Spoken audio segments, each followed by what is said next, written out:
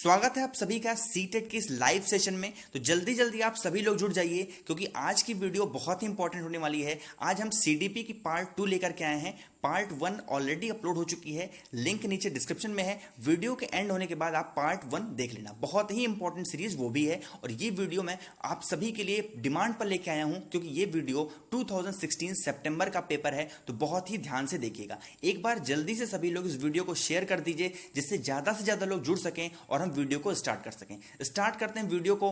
Please आप लोग एक बार शेयर कर दीजिए और मेरी वीडियो अगर आप पहली बार देख रहे हैं तो चैनल को सब्सक्राइब करके और बेल आइकन जरूर ऑन करिएगा। स्टार्ट करते हैं क्वेश्चन को। और फर्स्ट क्वेश्चन है आपके सामने कि विद्यार्थियों में समप्रत्यात्मक विकास को प्रोत्साहन देने के लिए निम्नलिखित में से कौन सी विधि सबसे प्रभावी है, यानी कि कॉन्सेप्चुअल डेवलपमेंट के लिए स्टूडेंट के लिए कौन सा मेथड सबसे इफेक्टिव मेथड होगा, ये आपको बताना है। ऑप्शन पढ़ता हूं कि विद्यार्थियों को बहुत से उदाहरण देना और उन्हें तर्क शक्ति का उपयोग करने के लिए प्रोत्साहित करना। बिल्कुल सही, पहला ऑप्शन ही हमारा सही हो जाएगा। जब कभी भी स्टूडेंट को हम कोई भी चीज एग्जाम्पल देके समझाएंगे वो चीज स्टूडेंट के दिमाग में बहुत अच्छी तरीके से बैठ जाएगी, जो कि उनको आगे बहुत काम आएगी। ठीक है, तो फर्स्ट ऑप्शन जो है वो हमारा करेक्ट ऑप्शन हो जाएगा। ठीक है, ये जो थोड़ा आपको दिख रहा होगा कि ये जो पेज थोड़ा गंदा है, ये सिर्फ पहले और दूसरे क्वेश्चन में ही है, बाकी के सारे क्वेश्चन में जो है पेज आपको बिल्कुल क्लियर दिखेंगे। ठीक है, चलिए शुरू करते हैं क्वेश्चन नंबर 2 को। अब क्वेश्चन है कि प्राथमिक विद्यालय के बच्चे, यानी कि जो प्राइमरी स्कूल के बच्चे होते हैं, चिल्ड्रंस होते हैं, उस वातावरण में सबसे प्रभावी ढंग से सीखेंगे। कौन से एटमॉस्फेयर में वो सबसे अच्छे तरीके से सीखेंगे, ये आपको बताना है। ऑप्शन पढ़ता हूं, जहां मूल रूप से पढ़ने लिखने और गणित की, देखिए यहां पर एक शब्द मैंने पढ़ा, यहां एक पर्टिकुलर सब्जेक्ट की बात की कर दी गई है, तो ये हमारा गलत हो जाएगा। इस वातावरण में एक पर्टिकुलर सब्जेक्ट के एटमॉस्फेयर में बच्चे नहीं सीख सकते। सेकेंड ऑप्शन है, जहां शिक्षक सारे अधिगमों में आगे होते हैं और विद्यार्थियों से निष्क्रिय रहने की अपेक्षा करते हैं। यह भी बिल्कुल गलत है। टीचर को कभी भी किसी काम में आगे नहीं होना चाहिए, बच्चों को आगे करना चाहिए ताकि वो सीख सकें किसी चीज को। उनका वो पैसिव रोल होना चाहिए, ठीक है, ना कि बच्चों का। सी ऑप्शन आपके सामने, जहां उनकी संवेगात्मक आवश्यकताओं की पूर्ति होती है और वो अनुभव करते हैं कि वे महत्वपूर्ण हैं। बिल्कुल सही चीज यहां पर लिखी गई है। बच्चों को ये फील कराना, उनको बहुत अच्छे तरीके से अपनी वैल्यू को बताना कि भाई ये चीज आप पढ़ रहे हो, ये चीज आपके कहां पर काम आएगी, तो उस वैल्यू को बताना, तो वहां पर बच्चे ज्यादा सीख पाएंगे, उस एटमॉस्फेयर में बच्चे ज्यादा सीख पाएंगे। तो जो 3 ऑप्शन यानी कि तीसरा ऑप्शन, ये इसका करेक्ट ऑप्शन हो जाएगा। ठीक है, चलिए नेक्स्ट है क्वेश्चन नंबर 3। और पेज देखिए थोड़ा सा साफ हो गया, एकदम क्लियर हो गया, अब आपको अच्छे तरीके से दिख रहा होगा। तो थर्ड क्वेश्चन है, एक बच्चा खिड़की के सामने से एक कौवे को उड़ता हुआ देखता है और कहता है एक पक्षी। इससे बच्चे के विचार के बारे में क्या पता चलता है? मतलब कि कोई बच्चा है, खिड़की पे बैठा हुआ है और वो कौवे को उड़ता हुआ देखता है, लेकिन वो ये नहीं जानता कि वो क्या है, कौवा है, लेकिन वो उसको चिड़िया बोल देता है। अब इसमें आपको बताना है कि बच्चा क्या सोच रहा है, उसके विचार को बताना है। ऑप्शन पढ़ता हूं, बच्चे की स्मृतियां पहले से भंडारित होती हैं। बिल्कुल सही चीज, यहां पर पहला ऑप्शन हमारा सही होगा। इसलिए सही होगा कि बच्चे के दिमाग में पहले से ये चीज बैठी होती है। कोई चीज उड़ रही है तो क्या है, वो चिड़िया है, भले उसको उसका नाम ना पता हो, उसके पास पंख है, वो उड़ रहा है, तो बच्चा कहेगा चिड़िया है। बी ऑप्शन है, बच्चे में पक्षी का प्रत्यय विकसित हो चुका है। सेम चीज जो मैंने अभी आपको बताई, बच्चे के दिमाग में ये चीज बैठ चुकी है कि क्या है, वो एक इस तरीके से उड़ रहा है तो चिड़िया ही है, उसको नाम से कोई मतलब नहीं, कौवा है, चील है, क्या है। ठीक है, सी ऑप्शन है, बच्चे ने अपने अनुभव बताने के लिए भाषा के कुछ उपकरणों का विकास कर लिया है। ये भी सही हो जाएगा। बच्चा जो है अपने आप को बताने के लिए, मतलब अपने अंदर की बात को बताने के लिए अपने हिसाब से उन चीजों को वो ढाल लेता है। जैसे उड़ रही है कोई चीज तो कहेगा चिड़िया है। जैसे कि मैं आपको एग्जांपल से समझाता हूं, आपके घर में अगर कोई बच्चा होगा और आप सड़क पे खड़े हैं, तो अगर कोई ट्रक भी जा रहा है तो वो कहेगा बस जा रहा है। क्यों? क्योंकि उसने जो है देख रखा है कि बस में वो बैठ चुका है कि बस कैसे होती है, बस इस तरीके से होती है, तो उसके दिमाग में एक माइंड सेट है पहले से कि बस इसी तरीके से होती है, भले वो ट्रक को देख रहा हो। ठीक है, तो ए बी सी इसका करेक्ट ऑप्शन हो जाएगा। तो तीसरे का पहला जो है वो हमारा करेक्ट हो जाएगा, ए बी और सी। ठीक है, चलिए फोर्थ क्वेश्चन है आपके सामने। और फोर्थ करने से पहले मैं आपको बता दूं, जो भी नए लोग जुड़ रहे हो चैनल पे, प्लीज लाइव स्ट्रीम को एक बार लाइक कर दो। और चैनल पे नए आ रहे हो, मेरी वीडियो को आप पहली बार देख रहे हो, तो सब्सक्राइब बटन पे प्रेस करके बेल आइकन ऑन कर देना। ठीक है, नेक्स्ट है क्वेश्चन नंबर 4 की कोई शिक्षिका अपने विद्यार्थियों को क्या कहे कि उनके भीतरी प्रेरणा के साथ कार्य करने के लिए प्रोत्साहित कर सके। ठीक है, यानी कि कोई टीचर है बच्चों को किस तरीके से समझाए ताकि उनके अंदर एक मोटिवेशन आ जाए अंदर कोई भी काम करने के लिए। ऑप्शन पढ़ता हूं, काम जल्दी पूरा करो तो तुम्हें एक टॉफी मिलेगी। देखिए ये चीज गलत लिखी गई है। बच्चों को लालच अगर आप दोगे तो बच्चे के अंदर लालच तो आ जाएगा, तो उस काम को एक परफेक्शन के साथ नहीं करेगा। ठीक है, जल्दी जल्दी कर देगा उस टॉफी के लालच में, तो लालच देना तो ये गलत बात हो गई। सेकंड ऑप्शन है, इसे करने की कोशिश करो तुम सीख जाओगे। ये बिल्कुल सही चीज यहां पर लिखी गई है। बच्चों को हमेशा इस चीज के लिए प्रोत्साहित करना कि आप इसको करोगे तो सीखोगे, आगे आपको कहां पर काम आएगी, आपका टारगेट क्या है, ये चीज आप बच्चों को बताओगे। तो करेक्ट ऑप्शन जो होगा हमारा वो सेकंड ऑप्शन हो जाएगा, प्रोत्साहित करना बच्चों को। ठीक है, और ऑप्शन हमें पढ़ने की नीड नहीं है, टाइम वेस्ट हो जाता है। ठीक है, नेक्स्ट आपके सामने क्वेश्चन नंबर 5 है कि कोई शिक्षिका अपने विद्यार्थियों को अध्ययन के लिए अध्ययन करने हेतु आंतरिक रूप से उत्प्रेरित करने के लिए कैसे प्रोत्साहित कर सकती है। देखिए सेम क्वेश्चन है, थोड़ा सा जूम कर रहा हूं मैं, सेम क्वेश्चन है, बाकी थोड़ा सा लैंग्वेज से चेंज कर दिया गया है स्टूडेंट को कंफ्यूज करने के लिए। ऑप्शन पढ़ता हूं, व्यक्तिगत लक्ष्य निर्धारित करने और उनमें निपुणता पाने के उन्हें मदद दे करके। बिल्कुल सही बात लिखी गई है, फर्स्ट ऑप्शन हमारा सही हो जाएगा। मैंने अभी आपको बताया कि बच्चों को जो है एक टारगेट जरूर सेट करना चाहिए, एक लक्ष्य उनको देना चाहिए कि आप इस काम को करोगे तो आप इस चीज को सीख सकते हो, एक उनके पास टारगेट होना चाहिए। तो पहला ऑप्शन जो है हमारा वो करेक्ट ऑप्शन हो जाएगा। ठीक है, चलिए नेक्स्ट आपके सामने क्वेश्चन नंबर 6, किसी प्रारंभिक कक्षा में प्रभावशाली शिक्षक का उद्देश्य विद्यार्थियों को उत्प्रेरित करना होता है, यानी कि बच्चों को कैसे वो एक इफेक्टिव टीचर बच्चों को कैसे एक एम सेट कर सकता है उनके दिमाग में ताकि वो अच्छे तरीके से उनके लिए इफेक्टिव हो सके। फर्स्ट ऑप्शन आपके सामने है, दंडात्मक उपायों का प्रयोग करके। देखिए सबसे पहले मैंने दंडात्मक जैसे ही देखा मैंने इसको कट कर दिया। बच्चों को कभी भी दंड देकर नहीं समझाना चाहिए। ठीक है, मुझे बहुत हेट है जो छोटे बच्चों को दंड वगैरह देते हैं स्कूल वगैरह में, बिल्कुल गलत चीज है। कभी भी बच्चों को मारने पीटने से या फिर उनको पनिशमेंट देने से बच्चे सीख नहीं सकते हैं। तो पहला हमारा गलत चीज हो गया। दूसरा ऑप्शन आपके सामने है, ऐसा काम करने के लिए जिससे परीक्षा के अंत में वे अच्छे अंक पा सकें। यह भी गलत चीज लिखी गई है। बच्चों को इससे कोई प्रेरणा नहीं मिलेगी, बाकी बच्चे डर डर के पढ़ेंगे सिर्फ अच्छे नंबर पाने के लिए, वो सीख नहीं पाएंगे कुछ। यही काम करते हैं आजकल के जो टीचर्स होते हैं स्कूल में पढ़ाते हैं, वो भी यही काम करते हैं, और आजकल के जो माँ बाप हैं वो भी यही काम करते हैं। बच्चों को हमेशा ये कहेंगे आपको इतने नंबर लाना है, आपको इतने परसेंटेज लाना है। मैं हमेशा कहता हूँ हर पेरेंट्स से, जो भी आप लोग इस वीडियो को देख रहे हो, अगर आप लोगों में से कोई पेरेंट्स है और वीडियो को देख रहा है, मैं आपको बता दूं कि कभी भी बच्चों को नंबर लाने के लिए फोर्स मत करिए, आप हमेशा उसको सीखने के लिए प्रेरित करिए, नंबर उसके अपने आप आ जाया करेंगे। ठीक है, चलिए सी ऑप्शन आपके सामने है, सीखने के लिए जिससे वे जिज्ञासु बने और सीखने के लिए ही सीखना पसंद करें। बिल्कुल सही चीज है, मैंने अभी आपको बताया। बच्चों को हमेशा जो है लर्निंग के जो है उस पर जोर देना चाहिए उनको, कि बच्चा जो है ज्यादा से ज्यादा सीख सके, और जब वो ज्यादा से ज्यादा सीखेगा तो अपने आप वो अच्छा कर जाएगा एग्जाम में, कोई भी एग्जाम हो उसका। ठीक है, तीसरा ऑप्शन जो है आपका करेक्ट ऑप्शन हो जाएगा। ठीक, नेक्स्ट है क्वेश्चन नंबर 8 कि एक सेफेलो कैटल का एक प्रिंसिपल है, वो किस सिद्धांत की व्याख्या करता है कि विकास इस प्रकार से आगे बढ़ता है। ये आपको बताना है कि मतलब उनके हिसाब से किस हिसाब से जो है विकास आगे बढ़ता है। ऑप्शन है सिर से पैर की ओर, पहला ऑप्शन हमने देखा और हमें मिल गया। इनका कहना था कि जो विकास होता है वो सर से लेकर के और पैर की तरफ होता है। तो पहला ऑप्शन जो है आपका करेक्ट ऑप्शन होगा। ठीक है, नेक्स्ट है क्वेश्चन नंबर 9 कि भाषा विकास के लिए सबसे संवेदनशील निम्नलिखित में से कौन सा होता है, यानी कि सबसे जो है सेंसिटिव टाइम कौन सा होता है लैंग्वेज को सीखने के लिए। ऑप्शन है आपके सामने एडल्टहुड यानी कि वयस्क अवस्था, बी ऑप्शन है अर्ली चाइल्डहुड पीरियड यानी कि प्रारंभिक बचपन का समय, यानी कि बी ऑप्शन ही हमने दिख गया, और बी ऑप्शन जो हमारा करेक्ट ऑप्शन हो जाएगा। जो प्रारंभिक बचपन का टाइम होता है वो सबसे इफेक्टिव टाइम होता है किसी भी लैंग्वेज को सीखने के लिए। जैसे कि हम देखते होंगे जो फॉरेन के लड़के होते हैं, एकदम छोटे से बच्चे होते हैं, लेकिन वो इंग्लिश बहुत ही अच्छे तरीके से बोलते हैं, वो हम लोग की भाषा में बात नहीं कर पाते। क्यों? क्योंकि उनके आसपास का जो माहौल होता है, उनके घर का जो माहौल होता है, वहां पर लोग इंग्लिश में ही बात करते हैं। और जो बच्चा छोटा सा बच्चा होता है वो इतना सेंसिटिव होता है कि उस लैंग्वेज को वो पकड़ लेता है और सब कुछ वो सीख जाता है, इसलिए वो स्टार्टिंग से ही इंग्लिश में बात करने लगते हैं। और हमारे यहाँ जिस भी लैंग्वेज में लोग बात कर पाते हैं, बंगाली हुआ, उर्दू हुआ, या फिर जो भी लैंग्वेज हुआ, बचपन से ही जैसा माहौल उनके आसपास रहता है उसी लैंग्वेज में वो बात करना स्टार्ट कर देते हैं। ठीक है, तो प्रारंभिक बचपन का समय करेक्ट ऑप्शन हो जाएगा, यानी कि दूसरा हमारा करेक्ट है। नेक्स्ट आपके सामने क्वेश्चन नंबर 10, और जो भी नए लोग जुड़ रहे हो प्लीज अब लाइव स्ट्रीम को लाइक कर दो और अपने अपने आंसर आप कमेंट सेक्शन में लिखते रहो। मैं सभी के रिप्लाई वहां पर कमेंट सेक्शन में कर रहा हूं। किसी के नाम बोलना मेरे लिए यहां पर पॉसिबल नहीं होगा, क्योंकि किसी का नाम छूट जाता है तो आदमी बुरा मान जाता है। ठीक है, तो मैं सभी के रिप्लाई कमेंट सेक्शन में दे रहा हूं। नेक्स्ट है क्वेश्चन नंबर 10 कि एक 6 वर्ष की लड़की खेल कूद में असाधारण योग्यता का प्रदर्शन करती है।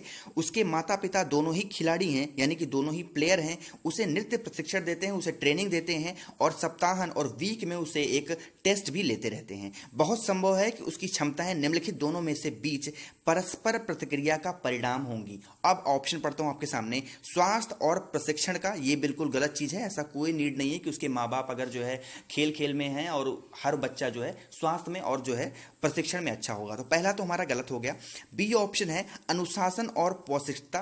देखिए, अनुशासन तो एक तरीके से माना जा सकता है, लेकिन न्यूट्रिशन का जो बात है, ये कोई जरूरी नहीं कि बच्चा, कोई घर का एक मेंबर जो है अगर अच्छा खासा शरीर का है तो उसका जो है भाई भी या फिर उसकी बहन उस तरीके से होगी। ये बिल्कुल गलत है। सी ऑप्शन आपके सामने है आनुवंशिकता और पर्यावरण, यही हमारा करेक्ट ऑप्शन हो जाएगा। जैसे उसको इन्वायरमेंट मिल गया, क्योंकि उसके माँ बाप क्या थे, उसके माँ बाप खिलाड़ी थे, तो उसको एक इन्वायरमेंट मिल गया किसका, गेम का, इसलिए वो लड़की उस एरिया में आगे बढ़ गई। ठीक है, तो ये तीसरा ऑप्शन जो है हमारा करेक्ट ऑप्शन हो जाएगा। तो 10th का थर्ड ऑप्शन जो है करेक्ट है। ठीक है, चलिए नेक्स्ट आपके सामने क्वेश्चन नंबर 11।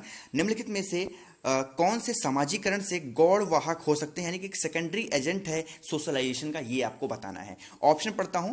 विद्यालय और निकटतम परिवार के सदस्य, ये बिल्कुल गलत है। जो विद्यालय और निकटतम परिवार के सदस्य होते हैं ये कोई जरूरी नहीं एजेंट हो सोशलाइजेशन के, तो पहला हमारा गलत है। बी ऑप्शन है परिवार और रिश्तेदार, ये भी गलत होता है। परिवार और रिश्तेदार कोई जरूरी नहीं कि एजेंट है सोशलाइजेशन के। तीसरा ऑप्शन है फैमिली एंड नेबरहुड, ये भी हमारा गलत हो जाएगा, फैमिली की कहीं बात नहीं की जाती है। और फोर्थ ऑप्शन आपके सामने है विद्यालय और पास पड़ोस। विद्यालय और पास पड़ोस का हमेशा से एक परस्पर संबंध होता है, तो फोर्थ ऑप्शन जो है वो इसका करेक्ट ऑप्शन होगा। ठीक है, क्वेश्चन नंबर 12 कि लेओ वाइगोत्स्की के अनुसार संज्ञात्मक विकास का मूल कारण क्या है, यानी कि कॉग्निटिव डेवलपमेंट का जो प्राइमरी काज क्या है ये आपको बताना है। ऑप्शन पढ़ता हूं। मानसिक प्रारूपों यानी कि स्कीमोज का संयोजन, ये बिल्कुल गलत चीज यहां पर लिखी गई है। एडजस्टमेंट ऑफ मेंटल स्कीम की बात इन्होंने नहीं की थी। सेकंड है उद्दीपक अनुक्रिया सुमिगल, यानी कि स्टिमुलस रिस्पॉन्स पेयरिंग, ये भी गलत चीज लिखी गई है। एसआर थियरी इनकी नहीं थी। थर्ड ऑप्शन है इक्विलिब्रियम, संतुलन की बात भी इन्होंने नहीं की थी। लेकिन जो फोर्थ ऑप्शन आपको दिख रहा होगा सोशल इंटरेक्शन, यानी कि सामाजिक अन्योन क्रिया, ये इन्होंने कही थी। तो फोर्थ ऑप्शन जो है आपका करेक्ट ऑप्शन हो जाएगा। ठीक है, अपने अपने आंसर आप कमेंट सेक्शन में लिखते रहिए, मैं सभी के रिप्लाई वहां पर दे रहा हूं। और जो भी नए लोग जुड़ रहे हो प्लीज लाइव स्ट्रीम को लाइक कर दो, चैनल को सब्सक्राइब करके बेल आइकन जरूर ऑन कर देना। ठीक है, चलिए नेक्स्ट आपके सामने क्वेश्चन नंबर 13।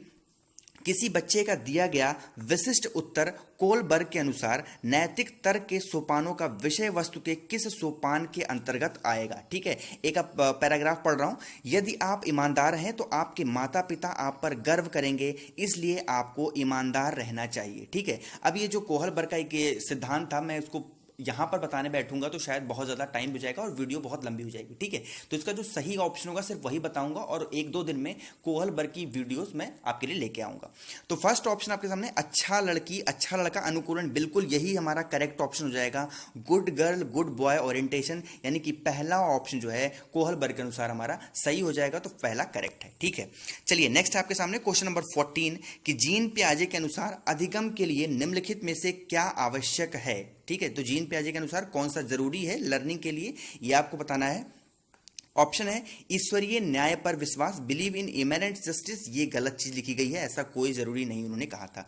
बी ऑप्शन है शिक्षकों और माता पिता द्वारा पुनर्बलन, यानी कि रीइंफोर्समेंट की बात की जा रही है, ये भी हमारा गलत हो जाएगा। सी ऑप्शन है शिक्षार्थियों के द्वारा पर्यावरण की सक्रिय खोजबीन, बिल्कुल सही। तीसरा ऑप्शन ही जो है हमारा सही हो जाएगा जीन पियाजे के अनुसार, तो थर्ड ऑप्शन जो है करेक्ट होगा। ठीक, चलिए नेक्स्ट है क्वेश्चन नंबर 15। जीन पियाजे के अनुसार प्रारूप स्कीमा निर्माण वर्तमान योजनाओं के अनुरूप बनाने हेतु नवीन जानकारी में संशोधन और नवीन जानकारी के आधार पर पुरानी योजनाओं में संशोधन के परिणाम के रूप घटित होता है।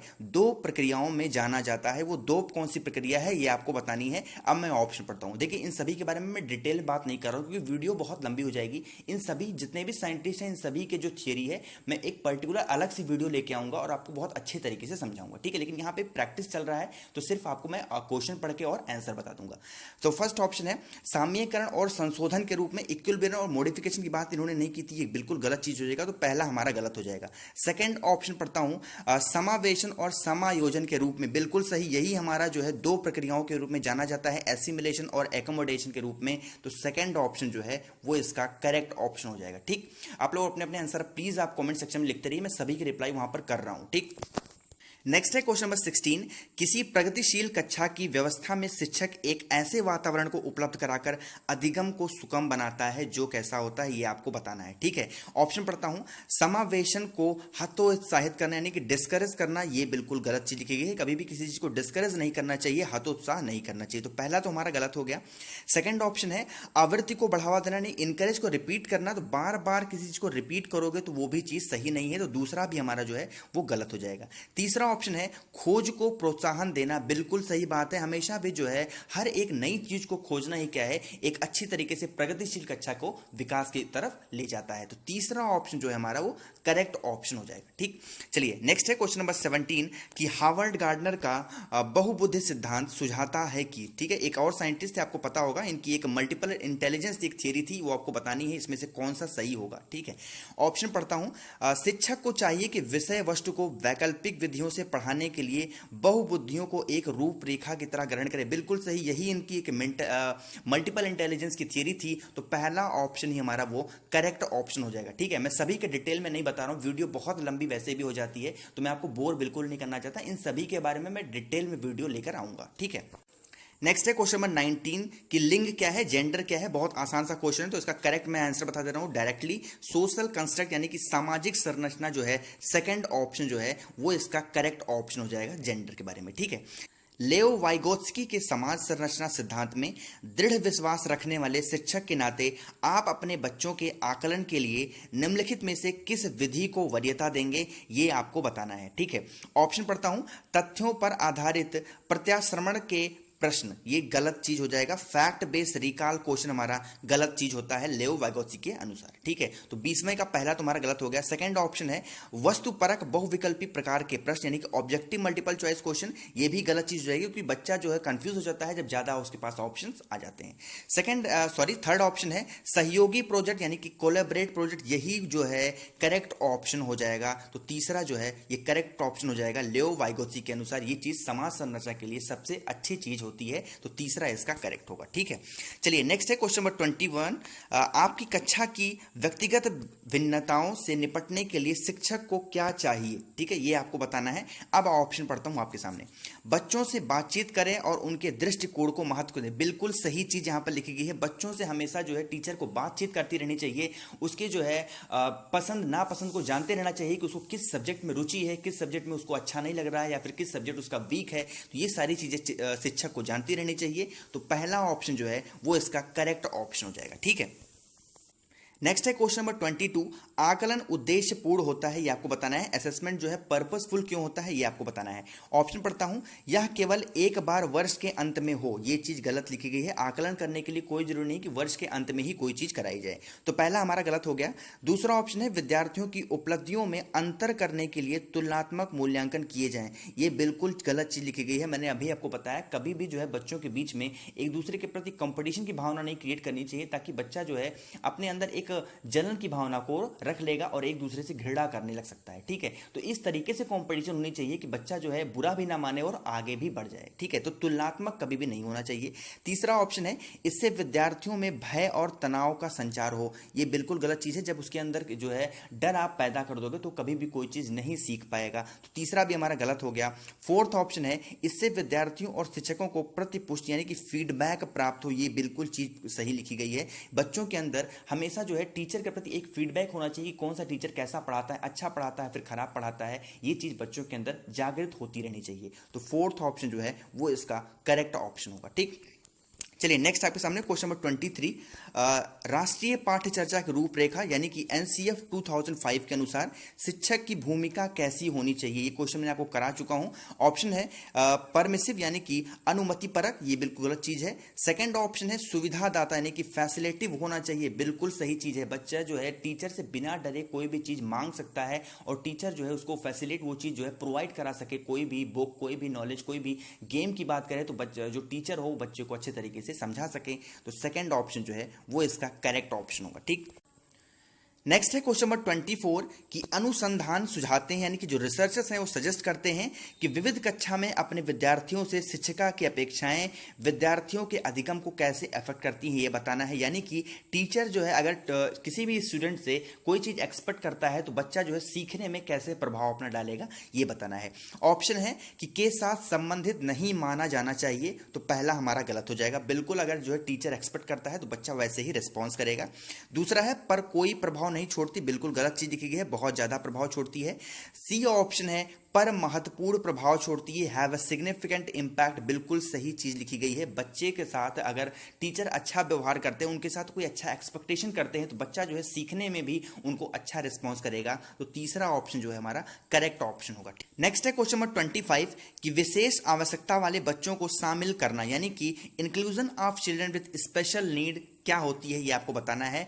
ऑप्शन पढ़ता हूं, विद्यालयों पर भार बढ़ा देना, ये बिल्कुल गलत चीज है। हम कभी भी बर्डन नहीं बढ़ा सकते किसी भी स्कूल पर, पहला हमारा गलत हो गया। दूसरा है शिक्षण के प्रति दृष्टिकोण विषय वस्तु और धारणा परिवर्तन की अपेक्षा रखता है, बिल्कुल सही चीज लिखी गई है। सेकंड ऑप्शन हमारा करेक्ट ऑप्शन हो जाएगा। एक अच्छी टीचिंग अप्रोच की बात यहां पर कर रहा है, तो सेकंड ऑप्शन हमारा करेक्ट होगा। ठीक, नेक्स्ट है क्वेश्चन नंबर 28, 27 मैंने स्किप कर दिया, थोड़ा क्लियर नहीं दिख रहा था, ब्लर फोटो थी, इसलिए मैंने 27 जो स्किप कर दिया। 28 पढ़ते हैं, निम्नलिखित में से कौन सी विशेषता प्रतिभावान शिक्षार्थी की है, यानी कि गिफ्टेड लर्नर। आपने सुना होगा कभी कभी कि जो है कोई कहता है कि अरे उसका दिमाग जो है गॉड गिफ्टेड है या फिर गिफ्टेड लर्नर है वो, ठीक है, वही आपको बताना है कि उस बच्चे का दिमाग कैसा होगा। ऑप्शन पढ़ता हूं, वह बहुत ही तुनक मिजाज का होगा, यानी कि हाईली टेम्परेट होगा, ये चीज गलत लिखी गई है, ऐसा कोई जरूरी नहीं है।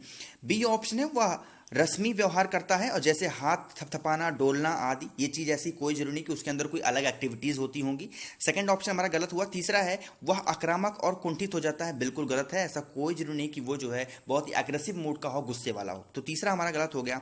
फोर्थ ऑप्शन आप पढ़ते हैं, यदि कक्षा की गतिविधियां अधिक चुनौतीपूर्ण नहीं होती तो वह कम प्रेरित अनुभव करता है और ऊब जाता है, बिल्कुल सही बात है। देखिए आपने देखा होगा अगर किसी बच्चे का क्लास में बेसिक बहुत ज्यादा अच्छा है, अगर कोई टीचर बेसिक से कोई चीज पढ़ाता है तो बच्चा जो है बोर हो जाता है और उसका मन नहीं लगता क्लास में उस चीज को पढ़ने में, क्योंकि वो चीज उसको बहुत अच्छे तरीके से पहले से आती है। ठीक है, तो फोर्थ ऑप्शन जो है आपका करेक्ट ऑप्शन होगा। ठीक, नेक्स्ट आपके सामने क्वेश्चन नंबर 29, एक शिक्षिका अपने प्राथमिक कक्षा में प्रभावी अधिगम को बढ़ा सकती है, किस तरीके से बढ़ा सकती है एक टीचर, ये आपको बताना है। ऑप्शन है अपने विद्यार्थियों में प्रतियोगिता को प्रोत्साहन देकर, ये चीज गलत लिखी गई है, मैंने अभी आपको बताया ऐसा कोई नीड नहीं कि हमेशा उसको जो है परीक्षा के लिए ही प्रोत्साहित करना, तो पहला हमारा गलत हुआ। सेकेंड ऑप्शन है कि विषय वस्तु को विद्यार्थियों के जीवन के साथ संबंधित करके, हमेशा से मैंने आपको कहा है कि बच्चों को हमेशा कोई चीज उनके आसपास चीजों से या फिर उनकी जिंदगी से चीजों को जोड़ करके अगर हम सिखाते हैं तो बच्चे अच्छे ज्यादा और बहुत ही अच्छे तरीके से सीख लेते हैं। तो सेकंड ऑप्शन जो होगा 29 का वो हमारा करेक्ट ऑप्शन हो जाएगा। ठीक है, देखिए बहुत से नए लोग जुड़ गए हैं तो प्लीज लाइव स्ट्रीम को एक बार आप लाइक कर दीजिए और चैनल पर नए आ गए हैं तो सब्सक्राइब बटन पर प्रेस जरूर करिएगा। ठीक है, नेक्स्ट है क्वेश्चन नंबर 30 कि बच्चों के बारे में निम्नलिखित कथनों में से कौन सा सही है, या आप ध्यान से देखिएगा यहां पर सही लिखा गया है, आपको सही बताना है कौन सा। ठीक है, तो बच्चे जानकारी के निष्क्रिय प्राप्तकर्ता होते हैं, बिल्कुल गलत चीज यहां पर लिखी गई है, कोई भी पैसिव रेसिपिएंट नहीं होता है बच्चे के नॉलेज का, तो पहला हमारा गलत हो गया। ठीक है, बी ऑप्शन पढ़ते हैं, बच्चे समस्या समाधान करता होते हैं, प्रॉब्लम सॉल्वर होते हैं, बिल्कुल सही बात है। सी ऑप्शन है बच्चे वैज्ञानिक शोधकर्ता होते हैं, साइंटिफिक इन्वेस्टिगेशन होते हैं, बिल्कुल सही चीज लिखी गई है, तीसरा भी हमारा सही हो गया। डी ऑप्शन है बच्चे पर्यावरण के सक्रिय अन्वेषण होते हैं, बिल्कुल सही चीज है, बच्चे जो है एक्टिव होते हैं पर्यावरण को लेकर के, अगर उनको अच्छे तरीके से हम ज्ञान दे दें, तो बी, सी और डी हमारा करेक्ट ऑप्शन होगा, और ये दिया गया है फोर्थ ऑप्शन में, तो फोर्थ हमारा जो है करेक्ट ऑप्शन हो जाएगा। ठीक है, ये हमने पूरी 30 क्वेश्चन की आज सीरीज कर दी, आई होप कि आपको समझ में आया होगा। समझ में आ गया है तो प्लीज आप लाइव स्ट्रीम को लाइक कर दीजिए, चैनल पे नए आ गए हैं सब्सक्राइब बटन प्रेस करके बेल आइकन जरूर ऑन कर दीजिए, और नेक्स्ट वीडियो आपको किस टॉपिक पे चाहिए ये आप कमेंट सेक्शन में जरूर लिख देना। Thank you so much for watching this video, keep smiling, stay home, stay safe.